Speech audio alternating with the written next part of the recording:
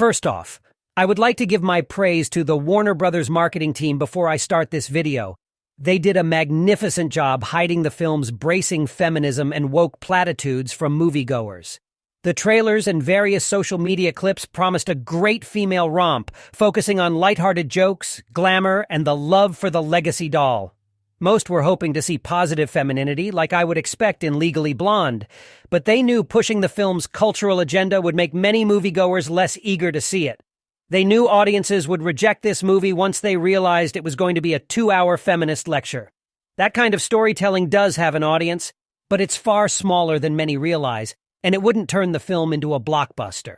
So that's why they did their damnedest to promote the film like a fun, lighthearted movie for families, leaning on the nostalgia of a toy. No whiff of feminism in the marketing.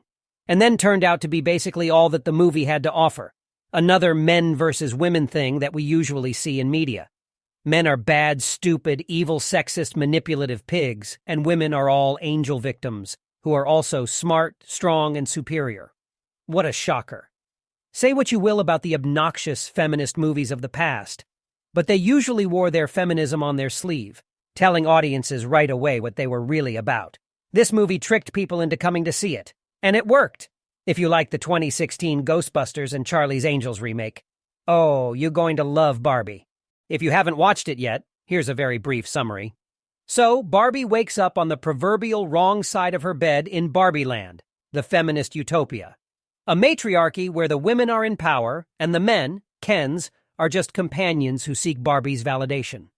One scene explains how Barbie's great day is waking up, showering, meeting her friends at the beach, and partying at the night to finish her day off. Meanwhile, Ken's definition of a great day is if Barbie looks at him. Barbie's sudden crisis causes some terrible changes, such as celluloids and not walking tiptoe any longer. She starts to think about death and not being perfect anymore to fix everything. She needs to find the child that is playing with her and figure out what is wrong and how she can help her to feel better. Ken just shows up because he's the tag-along that Barbie doesn't want, but he can't help himself since he's nothing without her. So, Barbie and Ken go on to the real world. Pretty much how Smurfs enter the real world. So far, this sounds like a decent Pixar-esque setup for a quest in which we learn a lot about Barbie and ourselves in the process, right? But once the film enters the second third of the movie, it completely shifts gears to exposing the dreaded patriarchy. The real world turns out to be outright hostile towards women, and it is ruled by truly empty-headed men. Barbie encounters rampant hate and sexism because of her perfect body, from AMC's mindless madmen on steroids. There wasn't a single male character in the movie that wasn't an idiot, a bigot, or a total loser. In fact, multiple times it was all three or a combo. Point of the movie is men are terrible, bumbling idiots who are manipulative and evil, and women are great and smart and just the best. Meanwhile, Ken, on the other hand, discovers the patriarchy. Finally, he finds a world where people like him, men, are in power. In this world, he's no longer just Ken. And so Ken, the NPC of the movie now becoming self-aware, resolves to go back to Barbie World and set up the patriarchy so he and the other Kens can take over.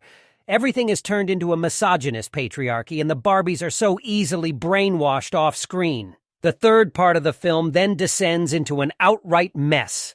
The writers seem to have lost all direction for the plot. That little girl that Barbie wanted to find turns out to be a grown feminist mom who can't deal with the stress of being a woman in American society because of the patriarchy, and we have to empathize with her. The mom's daughter basically tells Barbie that she's been making women feel bad about themselves since she was invented. The mother-daughter characters are so woefully underdeveloped. No backstory, no showing their friction. Doesn't paint a compelling picture of how their relationship changes. We don't delve deep into the psyche of these characters that resulted in the central conceit of the film. Imagine the possibilities that are there when Barbie meets her owners. Instead, we loop around in Barbie's comical route of reclaiming Barbie Land from the brainwashed Kens.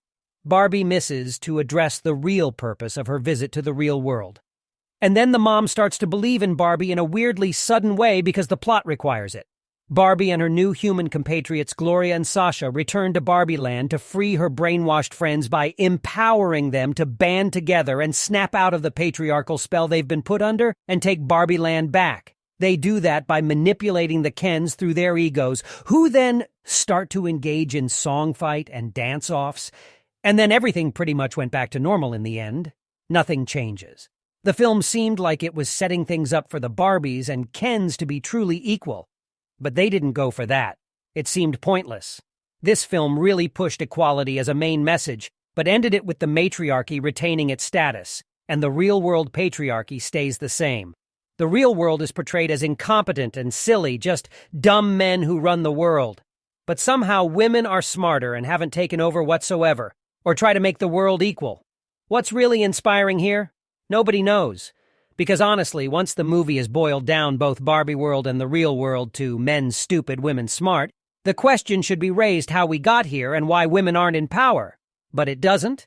And the end result is that the movie implies that women are much more intelligent yet still somehow subservient to the bumbling fools that are men because they just never bothered to make the world a better place.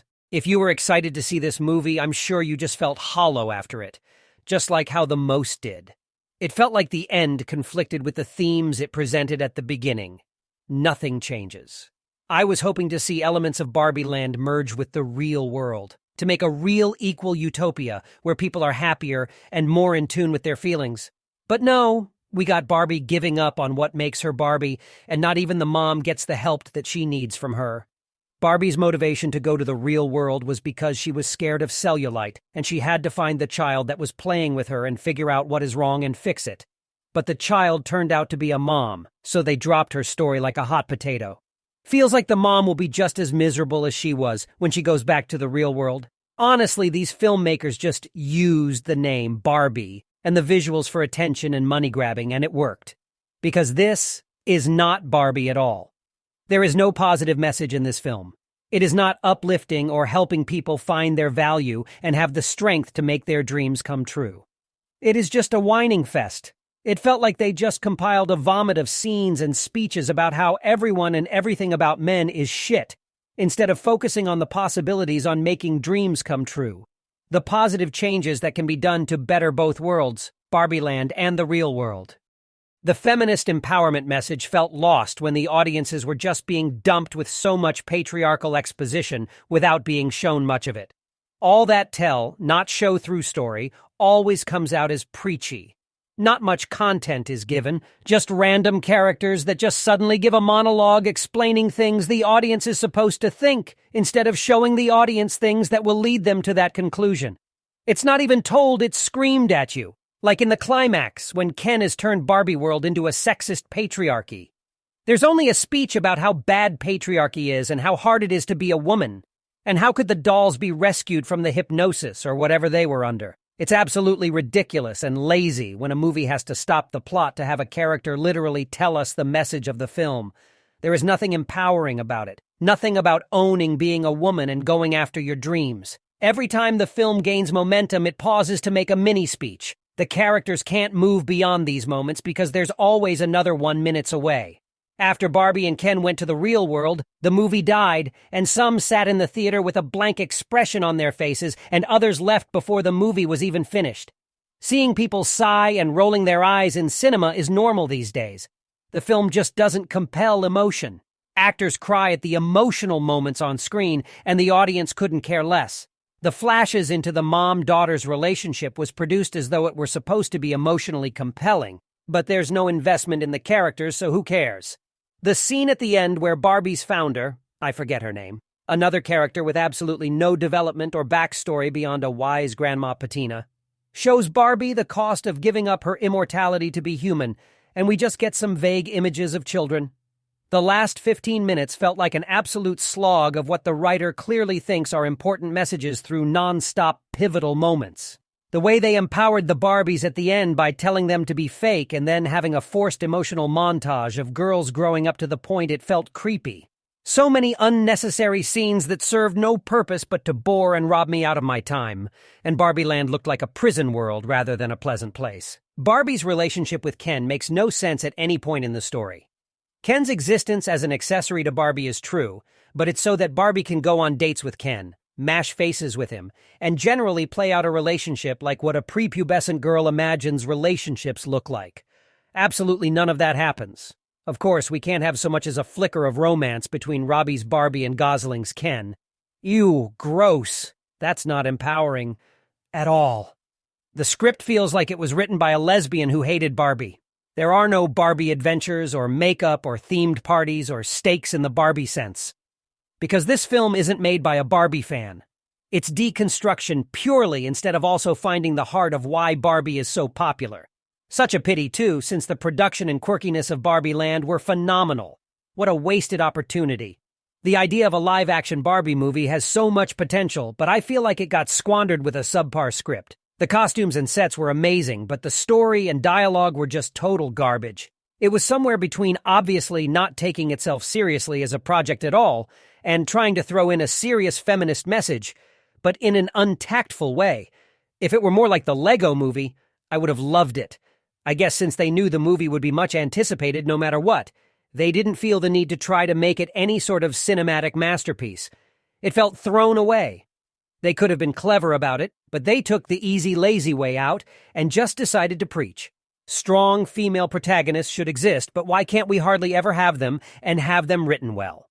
This story is terrible, and if you're smart, don't waste your time on it. Literally do anything else. If you want to see honest reviews, go check out IMDb ratings. There are pretty mixed reviews across the board. The reviews are honest and touch on many of the points I have made. With that said, I think I'm done. See you on the next one.